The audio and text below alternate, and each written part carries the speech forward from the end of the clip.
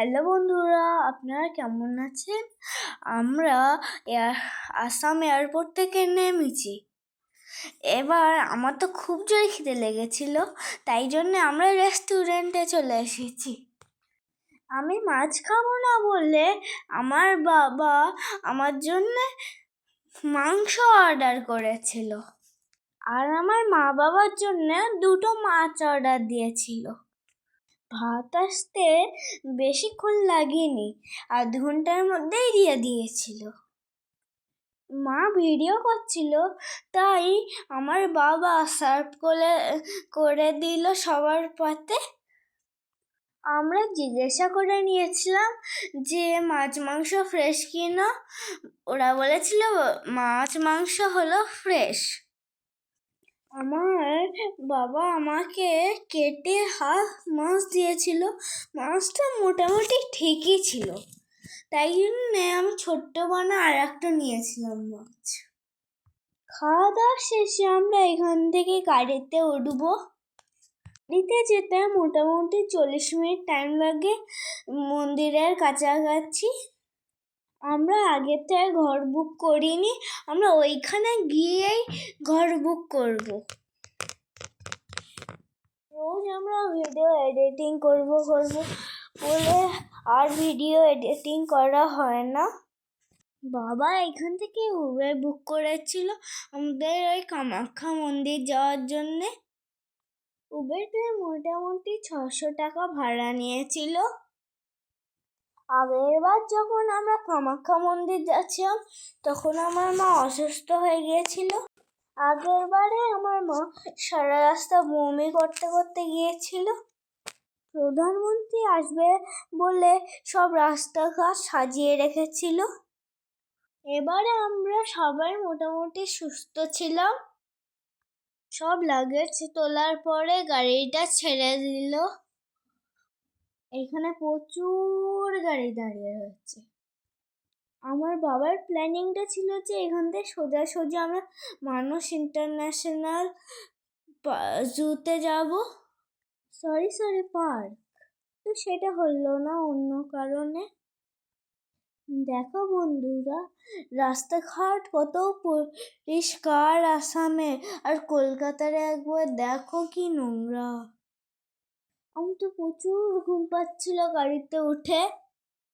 আমি তো কিছুক্ষণ ঘুমিয়েও পড়েছিলাম। আমরা যখন ওই মন্দিরের কাছাকাছি চলে এসেছিলাম তখন আমার মা আমাকে ডেকে দিয়েছিল। ভেবেছিলাম যে মন্দিরে ভিড় হবে না, কিন্তু গিয়ে দেখলাম যে প্রচুর ভিড়। এই তো আমরা গাড়ির থেকে নামলাম এক্ষুনি। দেখুন পাহাড় পর্বত কি সুন্দর লাগে আমার। বাবা আমাদেরকে নামিয়ে গেল হোটেল খুঁজতে। হোটেলের লাগেজ রেখে আমরা মন্দিরে ফের ঘুরতে গেলাম।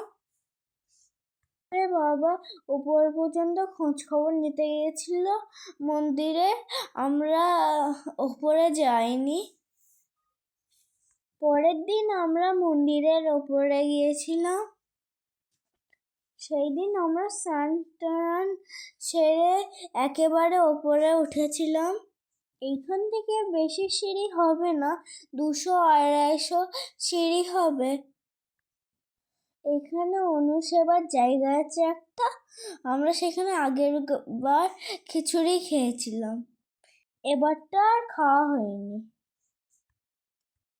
আমাদের খুব কষ্ট হয়ে গিয়েছিল, তাই আমরা হোটেলে ব্যাক করে চলে গিয়েছিলাম। এই যে মন্দিরের আশেপাশের দোকানগুলো দেখাচ্ছি, এখান থেকেই সবাই প্রসাদ কেনাকাটা করে। এই দেখো কি সুন্দর কালী মার মূর্তি। এবারে অবশ্য আমরা কোনো কেনাকাটা করিনি, শুধু পুজো দিয়েছিলাম। ঠান্ডা কিন্তু এখানে খুব ছিল। মন্দির থেকে আমরা শুধু 5 মিনিটে হোটেল পৌঁছে গিয়েছিলাম। সেই যে আমাদের হোটেলটা দেখা যাচ্ছে, অন্নপূর্ণা হোটেল। আমরা খুব টায়ার্ড ছিলাম, তাই জন্য হোটেলে গিয়ে শুয়ে পড়েছিলাম। আমি আর মা আসছিলাম, বাবা পরে এসছিল। আমি এসে টিভিতে গান ছেড়ে দিয়ে নাচানাচি করছিলাম, আর মা চুলের নিচেও আমি লুকাচ্ছিলাম। এইখানেকার হোটেলগুলো নিশ্চয়ই পরিষ্কার নয়, পরিষ্কার করে দিতে বললেও পরিষ্কার করছিল না। সকাল সকাল আমরা স্নান করে মন্দিরে গিয়েছিলাম, কিন্তু আমার বাবা মন্দিরের ওই অনলাইন টিকিট পাইনি, তাই জন্যে আমার বাবা তাড়াতাড়ি গিয়ে টিকিট বুক করে নিয়েছিল। এই যে সিঁড়ি বয়ে উঠছি আমরা, দেখো কত লোকজন এইখানে। আগের বার যখন আসি তখন বৃষ্টি হচ্ছিল এখানে, আমার অতদিনেকার কথা মনে ছিল না, তাই জন্য আমি যখন গেটে ঢুকি তখন সব যেন ক্রিস্টাল ক্লিয়ার মনে পড়েছে। এই যে এন্ট্রি কুপন, 500 টাকা করে, কিন্তু বাবা পাইনি বললে আমার বাবা অন্য কারোর কাছ থেকে ব্ল্যাকে টিকিট কিনেছিল। মার হঠাৎ শরীরটা খারাপ করেছিল বলে মা পুজো দিতে পারিনি, আমরা দুজনেই পুজো দিয়েছি। মা ফিরে গিয়েছিল রুমে, আমি আর আমার বাবা ছিলাম 4টে অবধি, 1টার থেকে 4টে ছিলাম আমরা ওইখানে। কতক্ষণ যে আমরা ওইখানে ঠেকেছি। আমরা সেই 10টার সময় গেছিলাম আর ফিরেছিলাম 4টের সময়। আমার তো খুব খিদে লেগেছিল, তাও আমি সহ্য করেছিলাম। আমি অবশ্য লুচি আর তরকারি খেয়ে পুজো দিতে গিয়েছিলাম। মা চারপাশে ঘুরে ঘুরে ভিডিও করেছিল।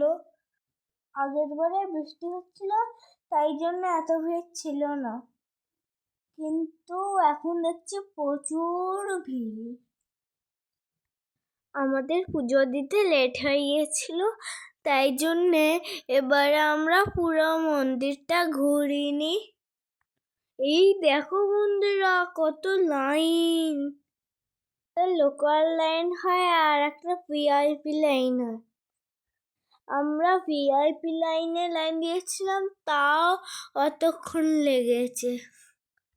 ভেবেছিলাম যে এত ঠান্ডায় লোক কম হবে, কিন্তু এখন এসে দেখছি যে লোক অনেক বেশি।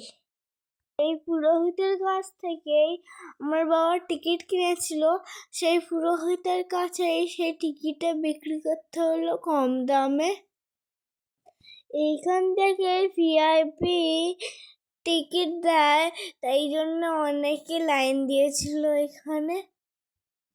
এই যে ঝাড়ের মাথায় সিঁদুর আর মালা দেখছো, তাদের পুজো হয়ে গেছে। ওইখানে গিয়ে গর্ভগৃহে গিয়ে পুজো দেওয়ার পর ওরা গলায় মালা পরিয়ে দেয় আর সিঁদুর দিয়ে দেয় মাথায়। কতদিন পুরানো মন্দির, তাও সব সাজিয়ে রেখেছে।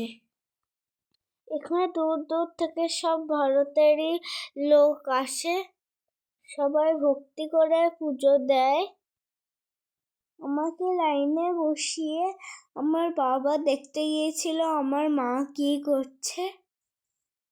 মা আর বাবা কটা ফটো তুললো আর ভিডিও করলো, তারপর আমার মা চলে গেল। আমি ছিলাম না, তাই জন্য আমার ফটোটা ওঠেনি। 1টার থেকে মন্দির বন্ধ হয়ে যায়, তাই জন্য আমরা 1টার থেকে বসেছিলাম, 2টোর দিকে খুলেছিল। সেই টাইমে মন্দিরে পুজো হয়, তাই কাউকে ঢুকতে দেয় না। আমি আর বাবা দাঁড়িয়েছিলাম 1 ঘন্টা। ওইখান থেকে আবার বাথরুমে যেতে গেলে ওরা আমাদের হাতে লিখে দেয়, জিটি বলে লিখে দেয়। জিটির ফুল ফর্ম হলো জেমস টয়লেট। এই যে মন্দিরের নিচের চত্বরটা আমাদের আর নামা হয়নি, আমরা ওপর থেকেই ভিডিও করে দেখাচ্ছি তোমাদেরকে। এই যে কামাখ্যা মন্দির, এইখানে কোণের দিকটাও কিছু লোক পুজো দিচ্ছে। দেখো কত বছর পুরানো মন্দির এইটা। নর্মাল লাইনটা আমরা দেখিনি, কিন্তু নর্মাল লাইনটা অনেক ভিড় হয়, অনেক বড় লাইন ওইটা। আমি শুনেছি যে ভোরের দিকটায় সবার থেকে কম ভিড় হয়, আর দুপুরে বা আর কোনো টাইমে অনেক ভিড় হয়। সকাল 5টার থেকে একটা লাইন পড়ে, সেই লাইনটা থেকে অনেক সকাল সকাল পুজো দেওয়া হয়ে যায়। দেখুন নিচে কত, দেখো ভেড়া এইসব ঘুরছে। ছাগল আর ভেড়াও গুলো বলিও দেওয়া হয় এইখানে। মা তো অনেক অসুস্থ ছিল, তাও মা অনেক কষ্ট করে গিয়েছিল। জানি আমাদের ভিডিও দিতে অনেক লেট হয়ে গেছে, আর আমাদের ভিডিওটা ভালো লাগলে লাইক অ্যান্ড সাবস্ক্রাইব করে দিও। Tata, bye bye. আর কামাখ্যা মন্দিরে সবাই পুজো দিয়ে এসো, আর তোমাদের মনোবাঞ্ছ সব পূরণ করুক ঠাকুর, এইটাই কামনা করি। টাটা।